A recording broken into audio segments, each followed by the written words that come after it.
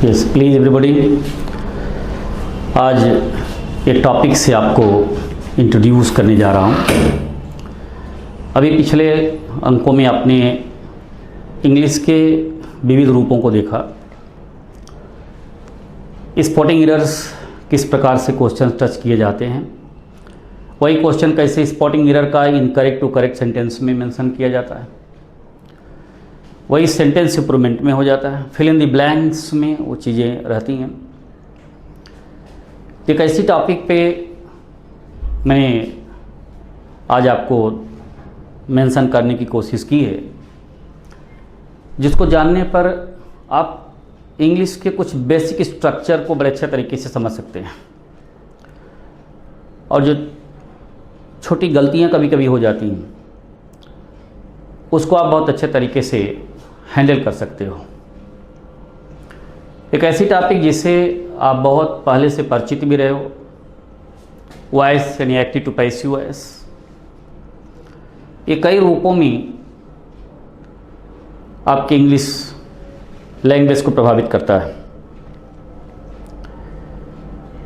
Voice कभी voice पे active to passive, passive to active, इन दोनों प्रोसेस से आपको इस पर अच्छी प्रैक्टिस करनी होगी। बहुत ही सरलता से मैं आपको बताने की कोशिश कर रहा हूँ। मैं कुछ जो जानकार स्टूडेंट्स में होंगे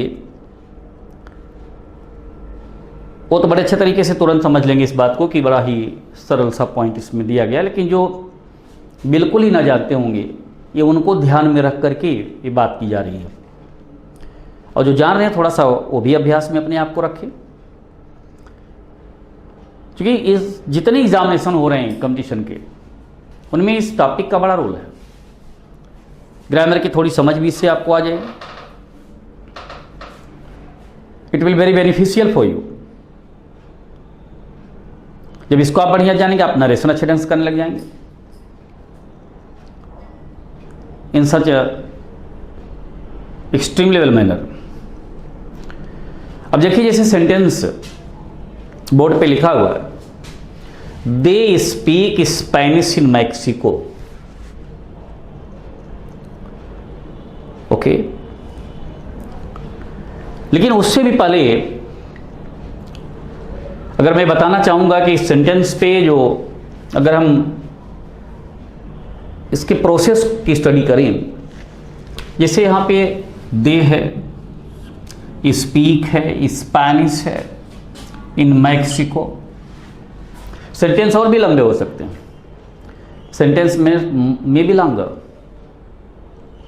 तो उससे कोई फर्क नहीं पड़ता सेंटेंस कितना भी लंबा हो, केवल आप उसके प्रोसेस को कैचअप किए रहिए, पकड़े रहिए, आप बड़े आसानी से उसको सॉल्व कर सकते हैं बिना किसी लाग लपेट के, बहुत ही इजी वे में। इसमें कई प्रकार के चार्ट भी कुछ बनाए जाते हैं, मैं उनसे आपको दूर करके बहुत ही सिंपल सा चार्ट भी दूंगा जिससे आप तुरंत समझ सकते हो इमीडिएट एक्शन पे। अभी पहले इन सेंटेंस से जो बोर्ड पे लिखे गए उनसे मैं समझाने की कोशिश कर रहा हूँ और उनको बड़ी ही बारीकी से देखिएगा एक एक सेंटेंस को। अब जैसे यहाँ पे दे है, क्योंकि किसी भी सेंटेंस में सब्जेक्ट और ऑब्जेक्ट तो होते ही, भाई कर्ता का रूप हो गया, दे क्या हो गया इस सेंटेंस में, ये सब्जेक्ट हो गया, स्पीक इसमें वर्ब हो गई, ओके, स्पेनिश यहां पे ऑब्जेक्ट हो गया, और सेंटेंस और भी लंबा कोई और चीजें हैं तो यहां अदर्स आप लिख सकते हैं, ओके, अदर्स में सब चल जाता है उस पॉइंट पे। तो कम से कम इतना एक मेन प्रोसीजर पे जानते हुए,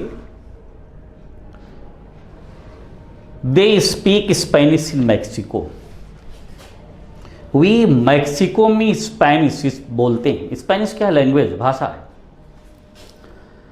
अब इसी को एक अनुवाद और आप कर सकते हो, लोग मैक्सिको में स्पेनिश बोलते हैं।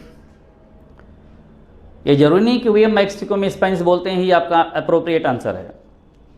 लोग मैक्सिको में स्पेनिश, लोग के लिए भी दे का प्रयोग करते हैं, केवल पीपल ही लोग के लिए नहीं यूज करेंगे, लोग के लिए दे का भी प्रयोग किया जाता है। ओके, इस बात को समझिए। लोग मैक्सिको में स्पेनिश बोलते हैं तो ये प्रेजेंट इंडेफिनिट टेंस यानी सिंपल प्रेजेंट। अब सिंपल प्रेजेंट हुआ तो इसको पैसिव में बदलने के लिए प्रोसेस क्या है? जो ऑब्जेक्ट है वो सब्जेक्ट के रूप में मेंशन करेंगे। यहाँ पे देखिए ऑब्जेक्ट क्या है, स्पेनिश है, तो यहाँ पे स्पेनिश पहले लिखेंगे। बहुत ध्यान समझिए, स्पेनिश। ओके गाइस, स्पेनिश लिखने के बाद यहाँ पे तुरंत हेल्पिंग वर्ब लगाई जाएगी।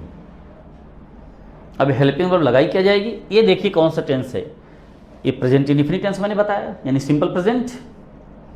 अगर आपका सेंटेंस सिंपल प्रेजेंट है तो पैसिव वॉइस में helping verb present continuous tense की लगेगी, एक बढ़ा करके।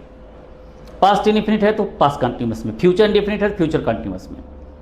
और किसमें कौन सी हेल्पिंग वर्ब लगेगी पैसिव वॉइस में, अभी मैं इसी पूरे प्रोसेस को बताने के बाद मैं एक सिंपल सा पॉइंट पे बता दूंगा।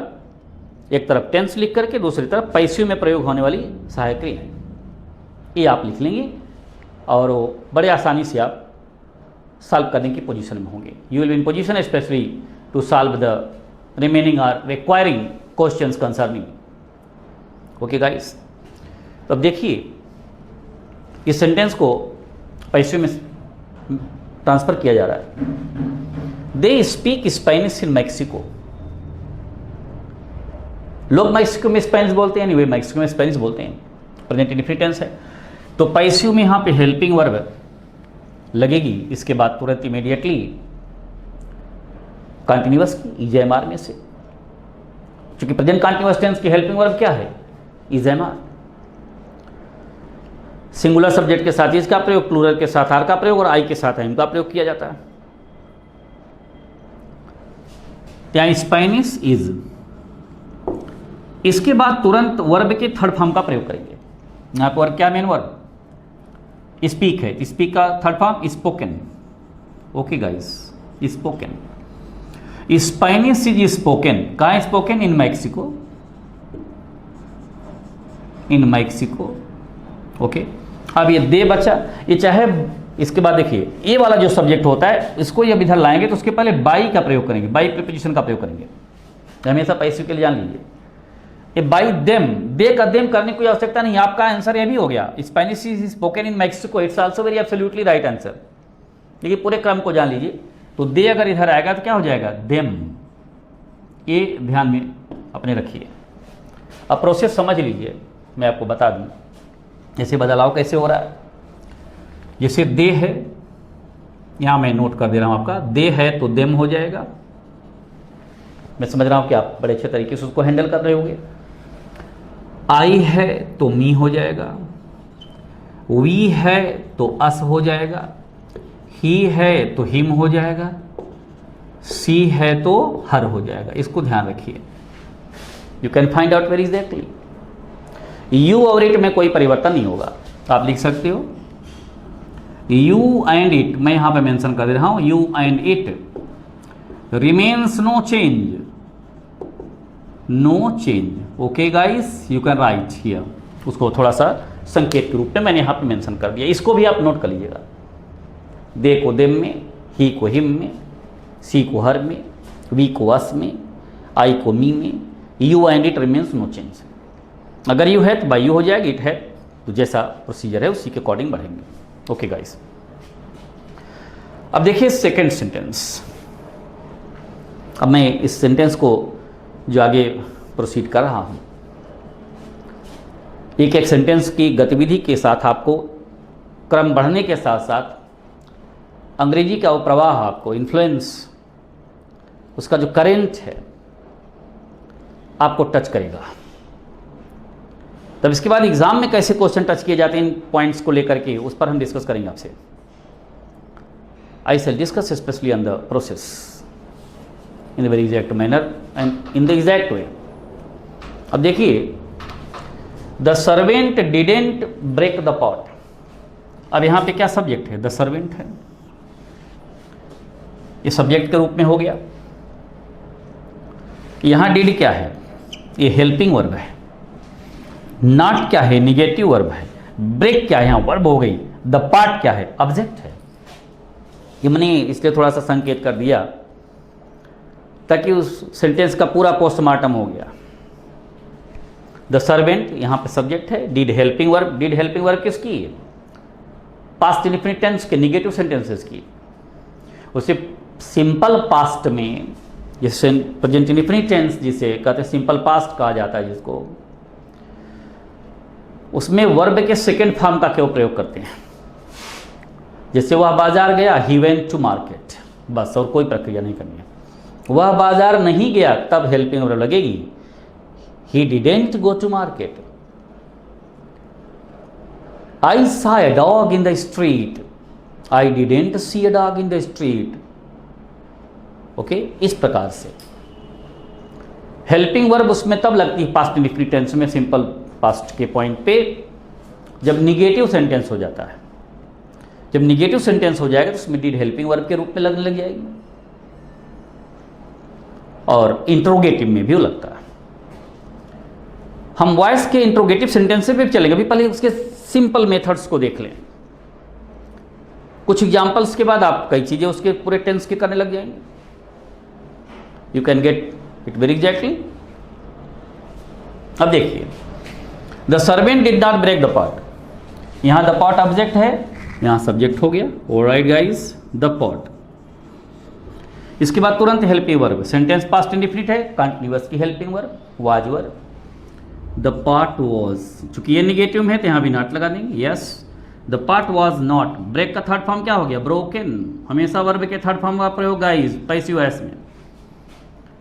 The pot was not broken by the servant, by the servant. It's answer guys. Okay, the part was not broken by the servant. It's very absolutely well answer. Ragini is singing a song. अब देखिए, is singing present continuous tense। एक बड़ा अच्छा सा तरीका मैं आपको और बता दूं टेंस समझने का। जिससे सेंटेंस बहुत कभी कभी लॉन्गर हो जाते हैं, लंबे हो जाते हैं स्ट्रक्चर के। वर्ड पावर्स में बड़ी स्थिति उसकी थोड़ा सीरियस इश्यू में रहता है। मान लो वर्ड मीनिंग आपकी समझ के बाहर है, आप टेंस उसका नहीं निकाल पा रहे कौन सा टेंस है, तो आप हेल्पिंग वर्ब के माध्यम से सेंटेंस कितना भी लॉन्गर हो या उसकी वर्ड मीनिंग कितनी भी समझ नहीं आ रही हो, लेकिन आप टेंस समझ सकते हैं कौन सा टेंस है। उसका तरीका क्या है, जैसे डू ऑर्डर्स है present indefinite tense, is am are present continuous, has have present perfect, has been have been present perfect continuous tense, did past indefinite, was were past continuous, had है तो past perfect हो गया, had been है past perfect continuous, will shall future indefinite, will be shall be future continuous, will have shall have future perfect, will have been shall have been future perfect continuous. अब जिसमें आप देखोगे कभी कभी कुछ ऐसे सेंटेंस आप देखेंगे जिसमें हेल्पिंग वर्ब नहीं है, तब कैसे पहचानेंगे उसको। जैसे ये सेंटेंस फर्स्ट वाला है, दे स्पीक स्पेनिश इन मैक्सिको, इसमें कोई हेल्पिंग वर्ब नहीं है, लेकिन दे स्पीक अगर यहाँ वर्ब फर्स्ट फॉर्म में है, यस या यस भी लगता है, जैसे सिंपल सब सिंगुलर सब्जेक्ट अगर होता है, ओके, तो वहाँ पे यस या यस लगा देते हैं। जैसे वो अंग्रेजी बोलता है, ही स्पीक्स इंग्लिश, स्पीक्स लग गया। वे अंग्रेजी बोलते हैं, दे स्पीक इंग्लिश, वो हो गया, तो इसलिए यहाँ स्पीक हो गया, प्रेजेंट इंडेफिनिट हो गया। अगर यहीं स्पोक हो गया, पास्ट इंडेफिनिट हो जाएगा। ये बात समझ में है, बहुत आसानी से आप उसको हैंडल कर सकते हैं। इसको बार बार वॉच कर लीजिएगा इस पॉइंट को, तो you can handle the situation very exactly, I think so. Okay guys, Ragini is singing a song, present continuous है। प्रेजेंट कंटीन्यूअस टेंस अगर है तो उसमें हेल्पिंग वर्ब क्या यूज करेंगे पैसिव के लिए, उसमें बीइंग लगा देंगे, और कोई परिवर्तन नहीं करते हैं। Is being, are being, am being. अभी मैंने कहा है कि इसी पूरे फोकस को, इसी पूरे सेंटेंसेस को सॉल्व करने के बाद आपको एक सिंपल सा चार्ट, उसमें एक कन्फ्यूजिंग चार्ट भी, मैं वो नहीं दूंगा आपको, वो थोड़ा कन्फ्यूज करना होता है तो दे दिया जाता है, लेकिन आपको बहुत आसानी से चीज़ें ताकि यार समझ में आ जाए, एक तरफ टेंस और दूसरी तरफ पैसिव में प्रयोग होने वाली सहायक क्रियाएं ये लिखा दी जाएंगी, तो आपको बड़ा आसान हो जाएगा। जब भी आप सॉल्व करने जाओ उसी चार्ट को देख लीजिए और सॉल्व कर लीजिए सेंटेंस को। उसके तमाम और जो टेक्निकलिटी होंगे उसे हम बताएंगे आपको। अब देखिए, Ragini singing a song, object a song है। ओके गाइस, आपने यहाँ ये सॉन्ग लिख दिया, अ सॉन्ग। ओके, अब है सेंटेंस कंटिन्यूअस है। अगर सेंटेंस कंटिन्यूअस है, is being, are being, I am being से मेंशन करेंगे। A song is being, okay, sing का थर्ड फॉर्म यहां पे sung. A song is being sung by Ragini, ये ध्यान रखिएगा, by Ragini. It's absolute answer, you can get that. So अब देखिए नेक्स्ट सेंटेंस पे, mister Sharma teachers us geography, ये सेंटेंस है। अब इस सेंटेंस को आपको पैसिव में ट्रांसफर करना है। कभी कभी क्या होता है, सेंटेंस में दो ऑब्जेक्ट होते हैं, तो दोनों में किसी को आप यूज कर सकते हो ऑब्जेक्ट के रूप में। हम दोनों तरीके से आपको बता दे रहे हैं। यहाँ आप पैसिव वॉइस इसका अस से भी बना सकते हैं, ज्योग्राफी से भी बना सकते हैं। ओके, अब जब अस से आप बनाएंगे तो आप देख रहे हैं, अभी मैंने यहाँ पे एक जो चार्ट मेंशन किया है, वी को अस में बदलेंगे, अस को वी में बदलेंगे, आपस में इंटरचेंज होता रहता है, इसको ध्यान में रखिएगा। एक्टिव से पैसिव बनाने का जो प्रोसेस है, बिल्कुल ये फार्मूला चल रहा है, ये बिल्कुल रूल है जो मैं बोलता जा रहा हूँ। It's absolute rule, you can get that. Mister Sharma teachers us geography, present indefinite tense है। अब यहाँ अस है तो वी हो गया। ओके गाइस, वी के साथ, क्योंकि ये प्रेजेंट इंडेफिनिट टेंस है, सिंपल प्रेजेंट है, कंटिन्यूअस का हेल्पिंग वर्ब, EMR में से, तो वी आर। टीच का third form taught, we are taught. Okay, geography, alright guys, we are taught geography. ये मिस्टर शर्मा यहाँ पे, तो by Mister Sharma, by Mister Sharma. Okay guys, ये आपका पूरा आंसर हो गया। You got very absolute answer. अब देखिए दूसरा भी तरीका मैं बता रहा हूँ। ये सेंटेंस यहाँ से मैं रिमूव कर दे रहा हूँ, जस्ट वेट फॉर, ताकि उसका आंसर मैं यहाँ पे आपका मेंशन कर दूँ ऊपर। Just okay, please wait for short while. मैं समझता हूँ इसको आपने नोट कर लिया होगा वेरी एग्जैक्टली एट ऑल।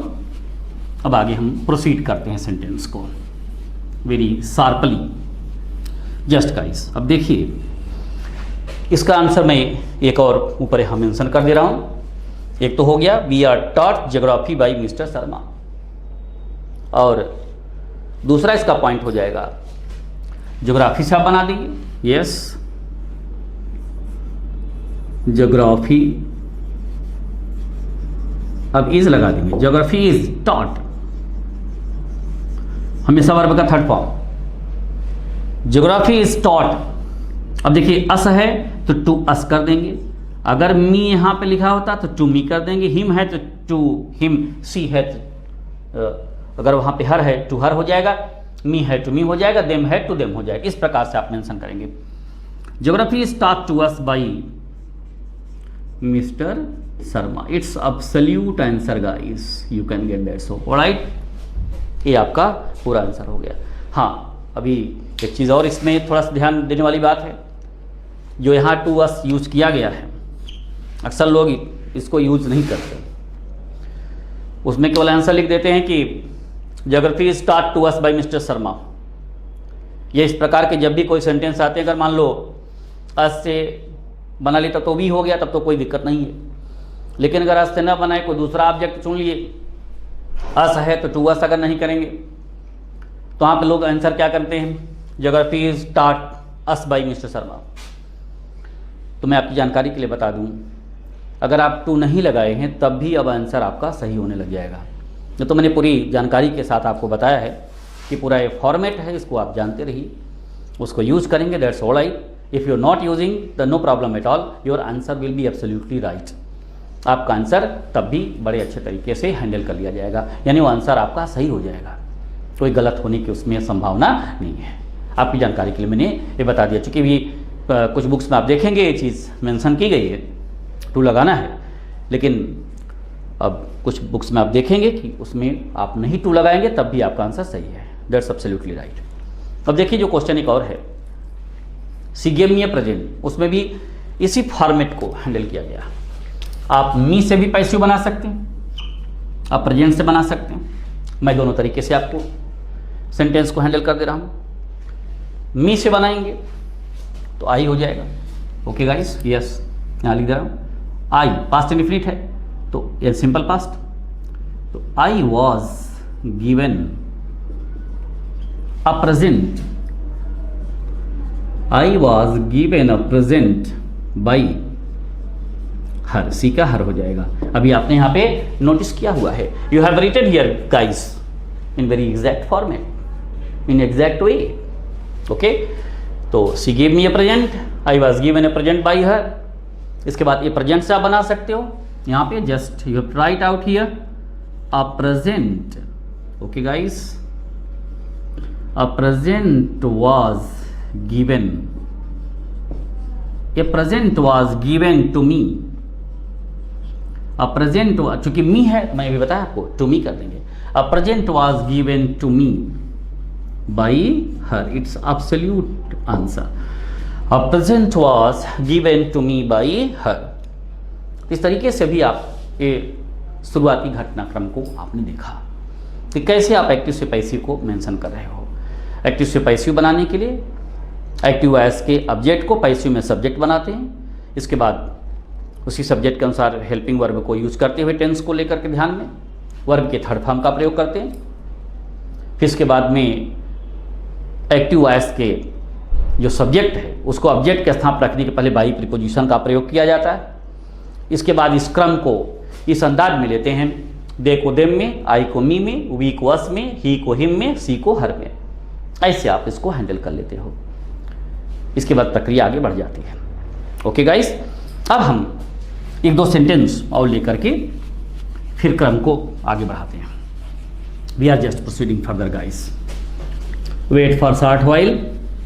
जैसे सेंटेंस आपका है, एक दो सेंटेंस और इस मॉडल पे लेते हुए फिर इसके बाद मैंने जो आपसे बात की है कि टेंस में जैसे कौन सा टेंस होगा तो उसमें सहायक क्रिया कैसे यूज करेंगे, क्या यूज किया जाएगा, ये आपके लिए समस्या बनेगी तो उसको हम बताएंगे। ओके, जैसे दो सेंटेंस और इसी मॉडल पे अभ्यास कर लीजिए, अच्छे तरीके से मैं समझा दे रहा हूँ तो चीज़ें आपके लिए आसान बन जाएंगी। जैसे सेंटेंस आपका है Ashish Anurag. Okay guys, Ashish Anurag makes a noise, sentence note कर लें, मेक्स अ नॉइज। ऑलराइट, बिल्कुल सिंपल सा सेंटेंस है, Ashish Anurag makes a noise. Sentence number 2, इसको पैसिव में आपको ट्रांसफर करना है, लिखा रहेगा चेंज इनटू पैसिव वॉइस या चेंज इनटू एक्टिव वॉइस। इस प्रकार से रहता है, उसी के अकॉर्डिंग बदल लेते हैं। लेकिन एग्जाम में पूछने का तरीका उसका दूसरा होता है, वो भी तरीका बताया जाएगा। जैसे सेंटेंस दे दिया गया, उसके 4 ऑप्शन दे दिए गए। Okay, choose the appropriate option लिखा रहेगा तो उसको उसके अकॉर्डिंग भी चीज़ें हैंडल की जाएंगी।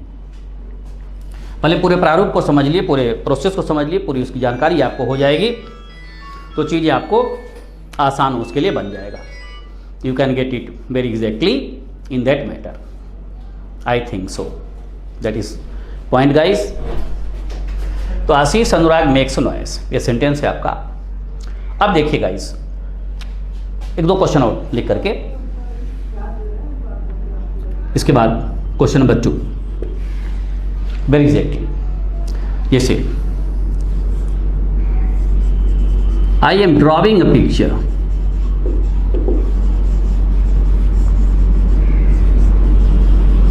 आई एम ड्रॉइंग अ पिक्चर, ये सेंटेंस है। एक दो सेंटेंस इस प्रकार से आप हैंडल कर लें, नोट कर लें। क्वेश्चन नंबर 3 है, you can get it very exactly, okay,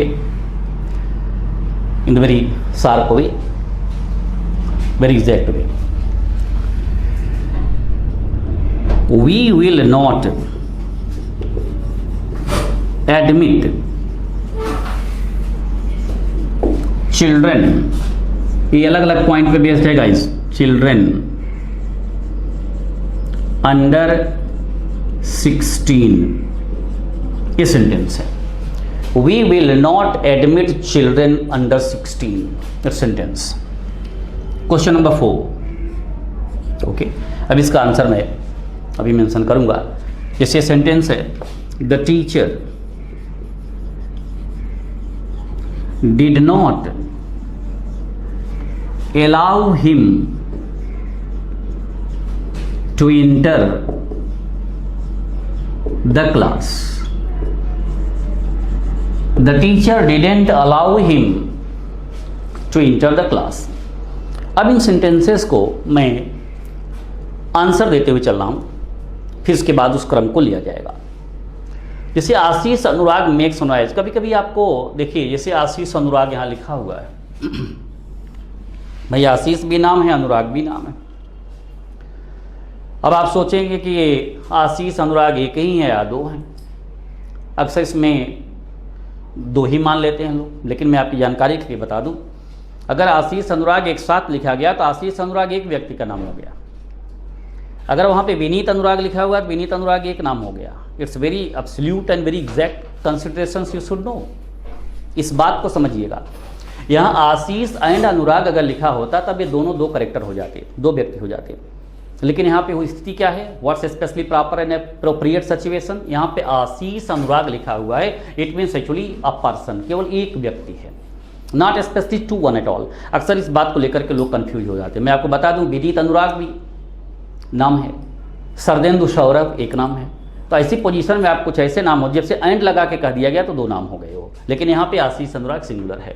तो आशीष अनुराग मेक्स नॉइज, यहाँ आशीष अनुराग सब्जेक्ट हो गए, मेक्स यहाँ पे वर्ब का काम करें, अब नॉइज ऑब्जेक्ट हो गया। तो पैसिव वॉइस के लिए क्या मैंने बताया, ऑब्जेक्ट को सब्जेक्ट बना लेंगे, अनॉइज आप यहाँ पे मेंशन कर देंगे, अनॉइज। ओके गाइस, इसके बाद प्रेजेंट इंडेफिनिट टेंस है, यानी सिंपल प्रेजेंट है, प्रेजेंट कंटीन्यूअस टेंस की हेल्पिंग वर्ब लगा देंगे। अनॉइज इज, मेक का थर्ड फॉर्म मेड हो गया, a noise is made by Ashish Anurag. It's very appropriate answer eight all. Okay, अब ये बहुत ही सिंपल सा पॉइंट है, अलग अलग टेंस पे बेस्ड है, उस पर हम लेकर के आपको बढ़ेंगे आगे। लेकिन जैसे यहाँ पे सेंटेंस है, पूरा आंसर हो गया, a noise is made by Ashish Anurag. Point number 2 है, I am drawing a picture. अब देखिए continuous tense, present continuous tense. Present continuous tense के लिए मैंने क्या जिक्र किया आपसे, is being, are being, I am being, ये हेल्पिंग वर्ब लग जाएगी। ये पिक्चर ऑब्जेक्ट हो गया, यहाँ पे सब्जेक्ट आपने कर दिया, you can mention it, a picture. Okay guys, alright, a picture is being. Okay, अब ये draw, drew, drawn, third form of the verb क्या हो जाएगा इसका, drawn. A picture is being drawn by me. अब चूंकि यही क्वेश्चन अगर आपके एग्जाम में टच किया जाएगा तो कैसे होगा, I am drawing a picture, 4 option will be given, 4 option दे दिए जाएंगे। उन 4 ऑप्शन में एक ऑप्शन ये हो जाएगा, a picture was being drawn by me, a picture is drawn by me, a picture is being drawn by me, none of them. There are 4 options will be given, लेकिन that is the right choice. A picture is being drawn by me, it's appropriate answer. अब देखिए, we will not admit children under 16. अब इसमें जरा देखिए, children को कभी कुछ लोग बना देते हैं ऑब्जेक्ट, लेकिन चिल्ड्रन अंडर 16 ये पूरा ऑब्जेक्ट आप टच करके, दैट इज अप्रोप्रिएट वन। तो पूरा चिल्ड्रन अंडर 16 यहां पे नोट कर लेंगे आप, चिल्ड्रन अंडर 16। ओके गाइस, अब देखिए विल है, फ्यूचर इंडेफिनिट टेंस है, फ्यूचर इंडेफिनिट टेंस है तो पैसिव वॉइस के लिए क्या यूज करेंगे, will be, shall B. Okay, तो चिल्ड्रन अंडर 16 विल, और चूंकि निगेटिव वर्ड दिया गया है तो बी क्या करेंगे, विल नॉट बी, ऐसे यूज करेंगे। Children under 16 will not be admitted. Okay guys, admitted by us, ये वी का अस हो गया। अभी मैंने यहाँ पे मेंशन किया हुआ है, सेंटेंस को आप बड़े अच्छे तरीके से अप्रोप्रिएट वे में लिख सकते हैं आप। तो children under 16 will not be admitted by us, ये आपका आंसर हो गया। एक और सेंटेंस है जी, एग्जाम से कनेक्टेड क्वेश्चन हैं गाइस। द चिल्ड्रन अंडर 16 जो मेंशन किया गया, यहाँ पे अगला सेंटेंस है, the teacher did not allow him to enter the class. थोड़ा सा सेंटेंस लॉन्गर है, मैंने भी छोटे सेंटेंस भी दिए, इसके बाद एक उसमें बड़ा भी प्रारूप दे दिया। तो यहाँ पे हिम ऑब्जेक्ट कर सकते हो, यहाँ you can find out he. Okay, did had past indefinite tense है, तो he was not allowed, third form of the verb guys, he was not allowed to enter the class, to enter the class, okay, by the teacher. It's appropriate answer. Alright guys, that's okay. ये आपका answer हो गया। Alright, अब देखिए अभी आपने जो पढ़ा है कि किस तरीके से आप एक्टिव से पैसिव में हैंडल करेंगे सेंटेंसेस को। इसमें आप देख रहे हो कि हेल्पिंग वर्ब का बड़ा रोल है, टेंस का बड़ा रोल है। उसका मैंने एक पहचान भी बता दी कि कैसे आप उसको हैंडल करोगे कि एक कौन से टेंस पे प्रोसीड किया जा रहा है। मैंने आपसे भी जिक्र किया कि किस टेंस में कौन सी हेल्पिंग वर्ब आप यूज़ करोगे। ओके, आज के लेक्चर में मैंने आपको उसको इंट्रोड्यूस किया है कि कैसे आप एक्टिव टू पैसिव आप हैंडल करोगे। अभी कुछ सेंटेंसेस मैंने सॉल्व कराए हैं, जो सेंटेंसेस सॉल्व कराए गए उनको बार बार थोड़ा रिपीट कर लीजिएगा, उनको appropriately specially use to handle at all. Okay, उनको अच्छे तरीके से रिपीट करके फिर इसके बाद में मैं अगले लेक्चर में आपको ये लिखा दूंगा कि इसमें कौन से हेल्पिंग वर्ब का प्रयोग करोगे। ओके, और इसके बाद जैसे जैसे क्रम बढ़ता जाएगा फिर एग्जामिनेशन में कैसे क्वेश्चन टच किए जा रहे हैं उस पर भी हमारी चर्चा जारी रहेगी। Thank you very much guys. Okay.